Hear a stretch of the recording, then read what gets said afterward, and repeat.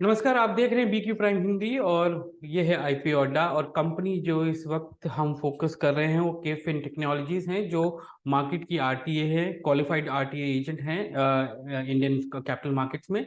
और इनका IPO आ रहा है दिसंबर 19 को। Price between 347 and 366।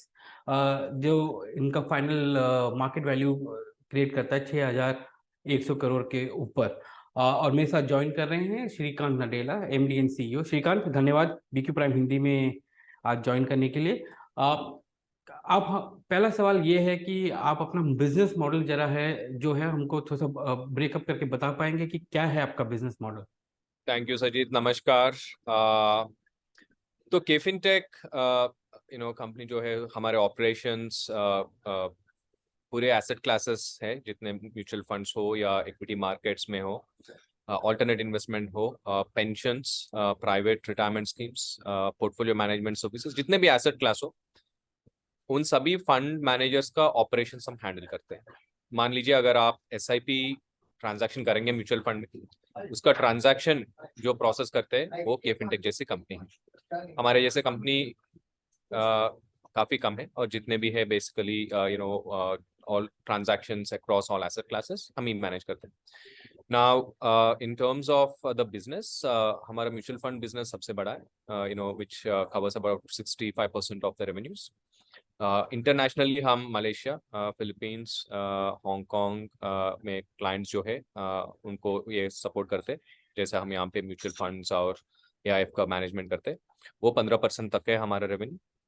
और 13% का रेवेन्यू जो है वो शेयर ट्रांसफर एजेंट के द्वारा है, जिसमें हम कंपनी को IPO लेके जाएंगे as a registrar and transfer agent. और पोस्ट विच आपके जितने भी ट्रांजैक्शन हो, whether it is dematerialisation of shares और ट्रांसफर ऑफ शेयर्स, आपका सर्विस रिक्वेस्ट जो होते हैं जिसमें आपको नॉमिनी ऐड करना है या बैंक अकाउंट बदलना है, वो सब काम हम करते हैं। So that is the broad nature of the work of what KFintech does. और इसके अलावा लार्जली हम मॉर्गेज मैनेज करते हैं एक दो क्लाइंट्स के लिए अमेरिका में। ये बताइए कि आपका जो रेवेन्यू मॉडल है वो किस बेसिस पे है, क्योंकि म्यूचुअल फंड में जो एक्सपेंस रेशियो होता है वो तो कैप्ड है, क्योंकि सेबी कैप करती है म्यूचुअल फंड के लिए। बाकी सब जो एसेट क्लासेस है उसमें कैसे चलता है, और आपका ब्लेंडेड जो आप चार्ज करते हैं रेवेन्यू, वो कैसे करते हैं। जो सजीत, देखिए हमारा जो म्यूचुअल फंड ऑपरेशंस है, उसका रेवेन्यू मॉडल जैसे आपने बताए थे वो बेसिस पॉइंट्स है, वो AUM के ऊपर। और AUM जो रहता है वो इक्विटी का हो सकता है, डेट का हो सकता है, लिक्विड का हो सकता है, depending on the asset class. अलग अलग हम बेसिस पॉइंट चार्ज करते हैं, उसका पूरा ब्लेंडेड यील्ड बना के जो हमें मिलता है आज के तारीख में लगभग 4 बेसिस पॉइंट है इंडिया के ऑपरेशंस में जो है। हमारे जो भी अदर बिजनेसेस है, जैसे शेयर ट्रांसफर रजिस्ट्री बिजनेस है, वो बेसिस पॉइंट के हिसाब से नहीं होता है, वो नंबर ऑफ फोलियोज के हिसाब से रेवेन्यू बनता है।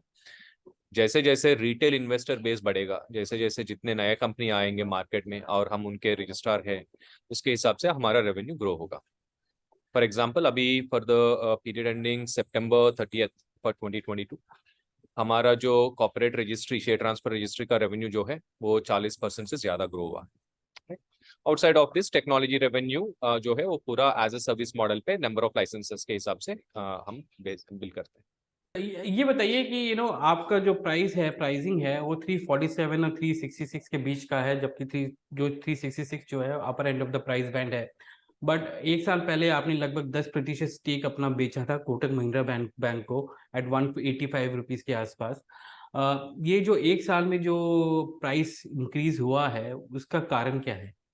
सजीत, ये जो हम कोटक महिंद्रा बैंक के साथ जो बातचीत कर रहे थे, शायद वो डील पूरा कंप्लीट हुआ था लास्ट ईयर में, मगर उसके उनके बातचीत जो है वो 1.5 साल पहले से चालू हो रहे थे। तो ऑब्वियसली वो 2020 के फाइनेंशियल्स के हिसाब से वो डील बनाया गया था। जबकि at that point in time we should also keep in mind that our stock was not liquid and the financials were also like that. मगर आप देखेंगे पिछले 2 साल में केफिनटेक का रेवेन्यू जो है वो 489 करोड़ से 640 करोड़ तक बढ़ चुका था 2022 में। अभी 6 मंथ्स एंडिंग सितंबर में we have already clocked 350 crore of revenue. all the metrics in terms of profit, customer acquisition, expansion and diversification of our business, all the KPIs that are published in RHP अगर आप देखेंगे तो काफी change हुआ है company में, काफी बदलाव आया है, जो भी weather it is bottom line और टॉप लाइन और द क्लाइंट एक्विजिशन जो है। सो वो जो डील था वो 2 साल पुराने में था, 2 साल पुराना था। अभी जो है जैसे अभी पूरे BRLMs और बैंकर्स है, वो प्राइस डिस्कवरी करते हैं इन्वेस्टर से बात करके। ये जो इन्वेस्टर्स जो कंफर्ट लेवल में है जो प्राइस, उसके हिसाब से अभी प्राइस बैंड बनाए और वही जाके हमारे बोर्ड और शेयर होल्डर्स को रिप्रेजेंट किया गया था और फाइनली वी अप्रूव। क्या आपकी कंपनी के पास इनफ कैश है बुक्स में जिसके तहत आप अपने जो फ्यूचर इन्वेस्टमेंट्स हैं, वैसे अगर टेक्नोलॉजी को देखें तो टेक्नोलॉजी या प्लेटफॉर्म या क्लाइंट एक्विजिशन या न्यू ज्योग्राफी एक्सपेंशन, आप उस इंटरनल कैश फ्लो से कर पाएंगे? कितना कैश है आपके पास? बिकॉज ये जो आईपीओ है वो प्योर ओएफएस है, ऑफर फॉर सेल बाय आपके जो प्रोमोटर हैं जनरल अटलांटिक, उनकी तरफ से। तो आपको इंटरनल कैश एक्रूवल्स आपकी इतनी सफिशिएंट है इस चीज के लिए, या आपको आगे जाके शायद फंडिंग रेज करना पड़े? अभी के लिए तो we don't believe we need cash for acquisitions of a capex. We are a reasonably cash rich company. हमारे बैलेंस शीट में 30 सितंबर में लगभग 160 करोड़ का कैश और कैश इक्विवेलेंट्स है, जो हमारे लिए सफिशिएंट है फॉर एनी कैपेक्स रिक्वायरमेंट्स और एनी एक्विजिशंस। हमारे जो जितने भी एक्विजिशंस हुए थे अभी तक, वो those are in the range of 50 to 100 crore kind of acquisitions, for which we have sufficient cash. So मेरे हिसाब से अभी तो immediately और फंड रेज करने की जरूरत नहीं होगी। जैसे और हम कैश obviously जनरेट करते जाएंगे, जैसे more or less most of our PAT becomes our cash. But yeah, if we see a very large acquisition in the horizon and if our internal cash accruals won't be sufficient, definitely at that point in time we will take a decision in terms of additional fund raise, and that would be in the form of debt or equity. But as of now, अभी हमारे पास जितना cash है वो हमारे लिए बस है। एक चीज बताइए कि आप रेगुलेटर से आप रेगुलेटेड है सेबी और पीएफआरडीए से, और आपका मार्केट शेयर भी काफी बड़ा है, आप वन ऑफ द लार्जेस्ट हैं। सो डोमेस्टिक कंसोलिडेशन जब होता है इस इंडस्ट्री में, क्या आपको अलाउड है वो डोमेस्टिक कंसोलिडेशन में? क्योंकि कंपटीशन कमीशन लॉज भी आ जाएंगे इन प्लेस। सो क्या आपके पास इतना हेडरूम है कि आप कंसोलिडेशन में पार्टिसिपेट करें, या आपको ऑर्गेनिक ही ग्रो करना पड़ेगा, या फिर ओवरसीज मार्केट्स में देखना पड़ेगा ताकि आप अपने आगे जाके ग्रो कर पाए? देखिए, अभी जिन बिजनेसेस में हम हैं, जैसे म्यूचुअल फंड्स के आरटीए हैं, अभी तो 2 ही आरटीए, एक तो कैम्स है और एक हम, वो बड़े हैं हमसे, तो इसके ऊपर तो कंसोलिडेशन तो नहीं हो सकता है। There are other share transfer agents.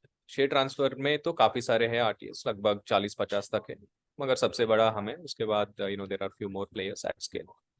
वहां पे कंसोलिडेशन हो सकता है। Consolidation to a certain extent is also good for the industry.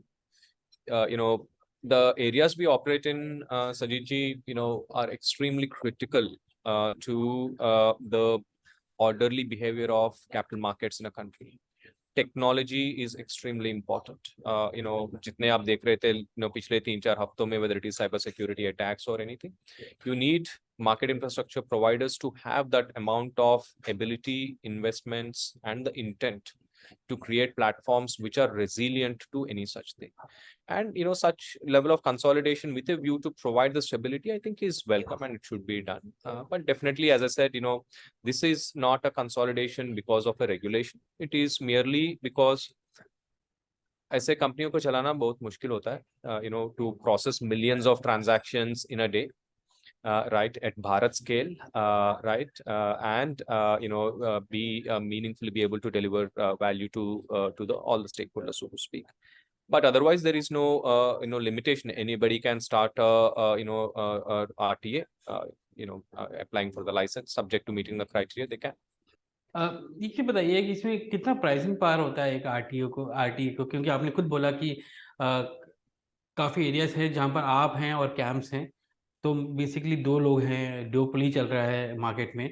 और आपका 65% जो रेवेन्यू जो है वो फीस जो है वो डीलिंक्ड टू एक्सपेंसेस हैं। तो उस इस संदर्भ में आपके पास प्राइसिंग पावर कैसी है, ताकि आप इन्वेस्टमेंट करते रहें, ताकि सिक्योर भी रहे डेटा और मार्केट में भी डिस्ट्रप्शन ना हो? मैं एक चीज क्लैरिफाई करना चाहता हूँ, it's not like our revenue is completely dealing to expenses sir ji.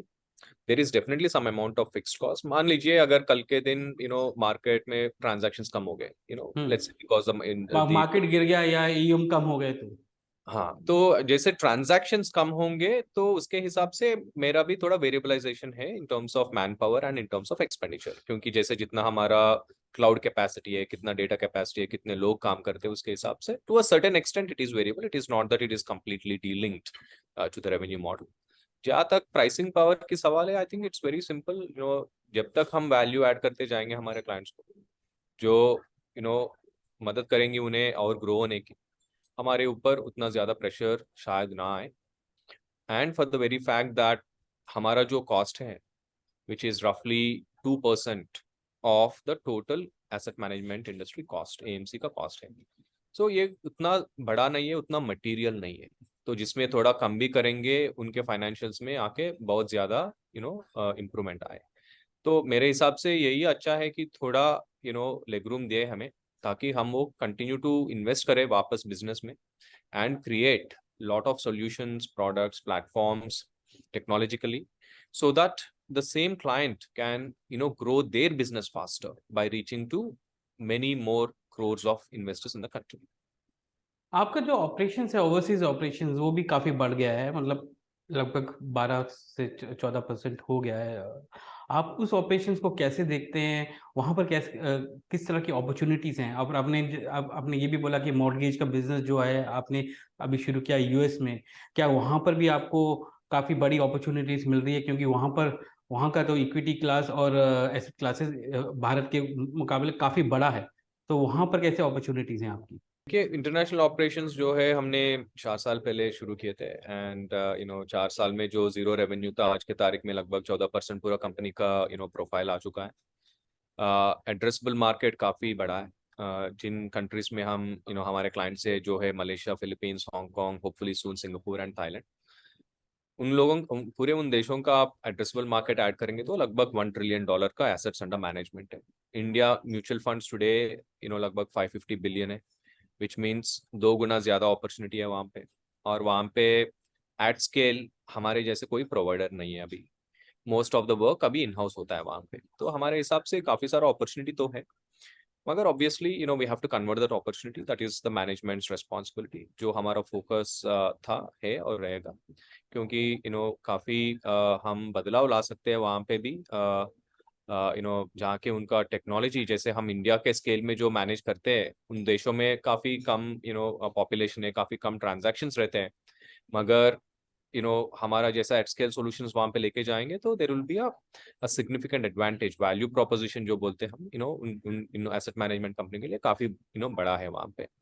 Likewise US और यूरोप में भी है अपॉर्चुनिटी काफ़ी सारा। वहाँ पे आरटीए ऑपरेशंस का उतना नहीं है जो रेलेवेंस है, मगर वहाँ पे फंड अकाउंटिंग और एडमिनिस्ट्रेशन जैसे सर्विसेज का काफ़ी इम्पोर्टेंस है, जबकि वो $4 बिलियन का इंडस्ट्री है ऑलरेडी। बड़े बड़े कंपनीज है उसमें, एसएसएनसी, स्टेट स्ट्रीट, काफ़ी सारे कंपनी है उन स्पेस में।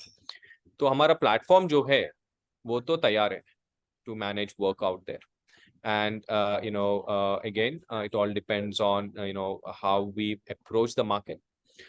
We are obviously carefully calibrating our strategy, and hopefully in time to come we'll start. हमारा जो aspiration है, aspiration यही है कि इंडिया से वो कंपनी हो जो ग्लोबली रेलेवेंट हो, to basically provide market infrastructure solutions in this space of transfer agency and fund account.